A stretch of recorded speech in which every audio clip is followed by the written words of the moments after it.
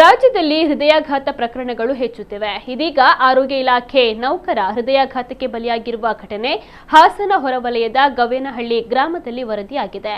42 ವರ್ಷದ ದೇವಾನಂದ್ ಮೃತಪಟ್ಟವರು ಕಳೆದ 15 ವರ್ಷಗಳಿಂದ ಆರೋಗ್ಯ ಇಲಾಖೆಯಲ್ಲಿ ವಾಹನ ಚಾಲಕರಾಗಿ ದೇವಾನಂದ್ ಕಾರ್ಯವನ್ನು ನಿರ್ವಹಿಸ್ತಾ ಇದ್ರು. ಇಂದು ಮುಂಜಾನೆ ಮಲಗಿದ್ದಲ್ಲಿ ಅವರಿಗೆ ಹೃದಯಾಘಾತವಾಗಿದೆ. ಕುಟುಂಬಸ್ಥರು ಆಸ್ಪತ್ರೆಗೆ ಕರೆದೊಯ್ದಿದ್ದು ಅಷ್ಟರಲ್ಲಿ ದೇವಾನಂದ್ ಸಾವನ್ನಪ್ಪಿದ್ದಾರೆ ಎಂದು ತಿಳಿದು ಬಂದಿದೆ. ಇನ್ನು ದೇವಾನಂದ್ ಹಲವು ಪೌರಾಣಿಕ ನಾಟಕಗಳಲ್ಲಿ ನಟಿಸಿ ಗಮನವನ್ನು ಸೆಳೆದಿದ್ರು.